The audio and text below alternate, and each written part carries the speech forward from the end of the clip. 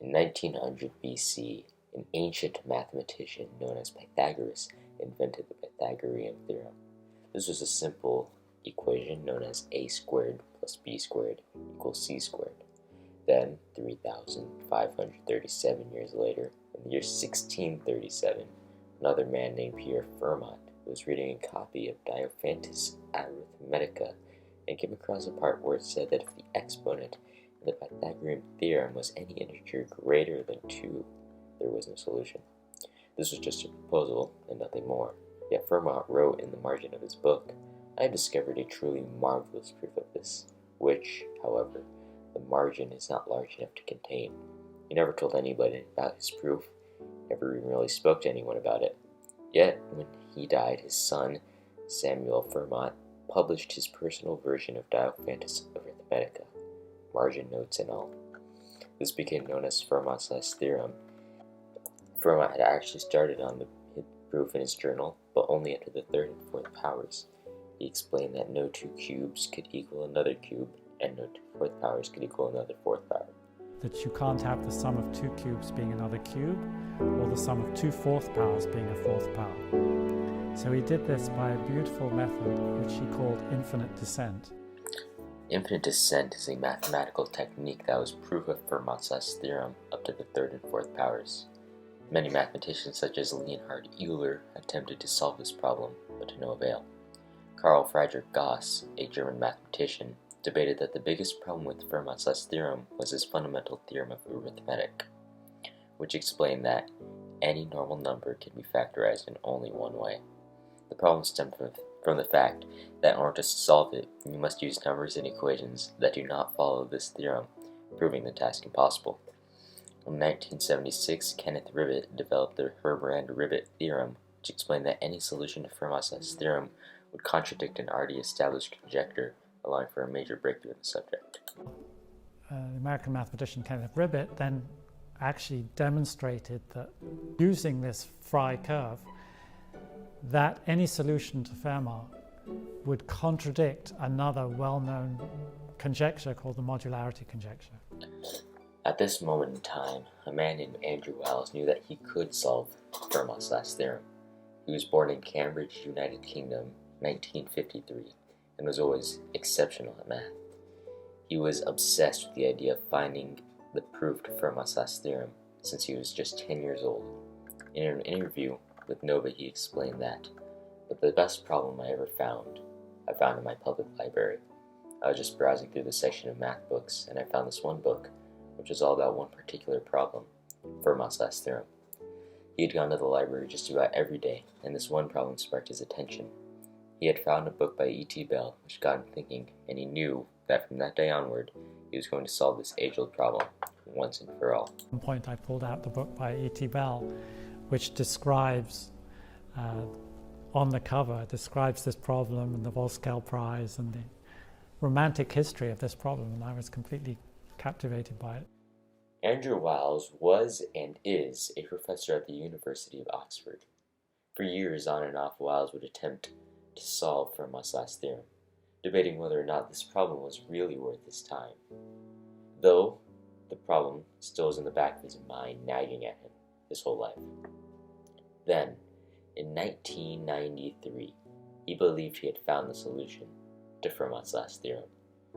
He had worked alone in order to have a maximum chance of receiving the Fields Medal, a medal that was specially designed for mathematicians. Wiles, however, had used other mathematicians' ideas and theories to come up with his proof.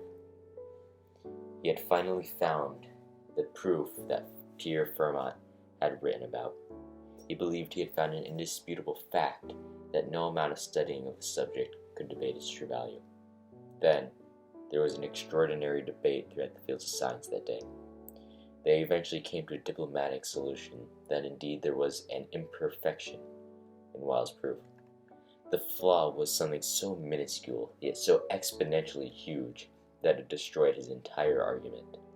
As Wiles put it during the Nova interview, "The error is so abstract that it can't really be described in simple terms.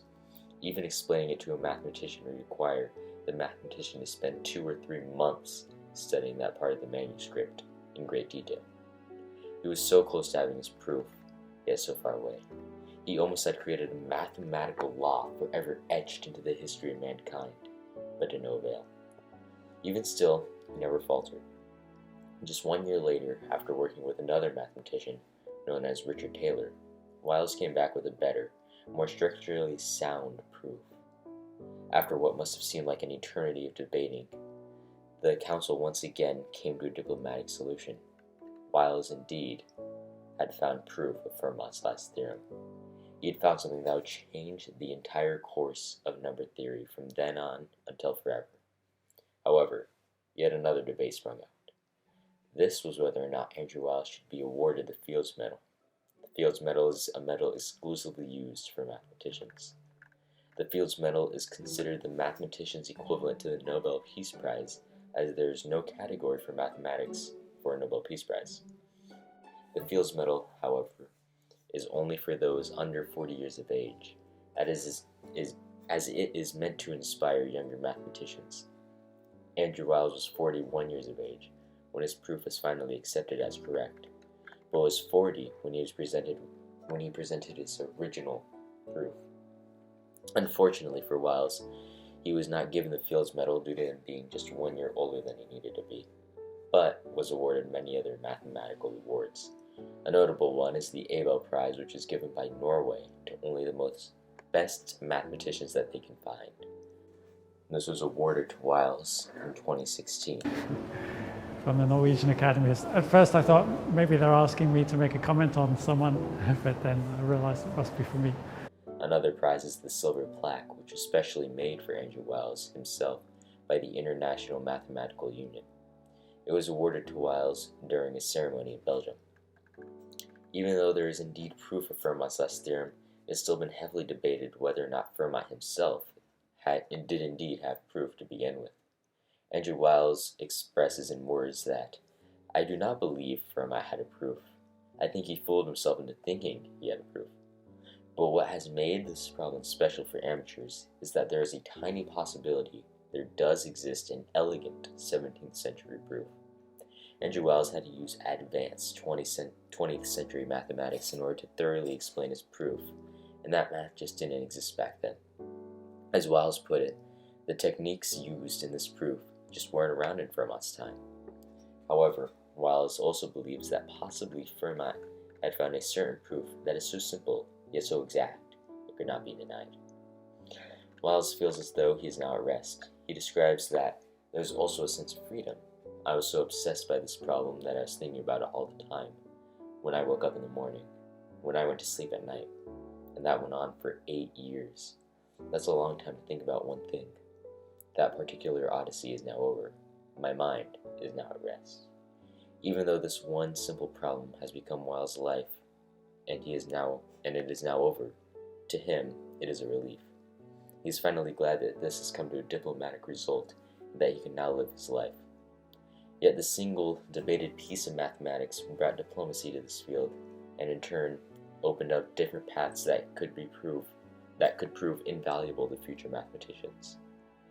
Number theory from now on can use the proof to Fermat's last theorem for future equations, opening up an infinite number of new possibilities to be debated about, and eventually all of these new problems in number theory will come to a diplomatic solution, even if it takes centuries of debate.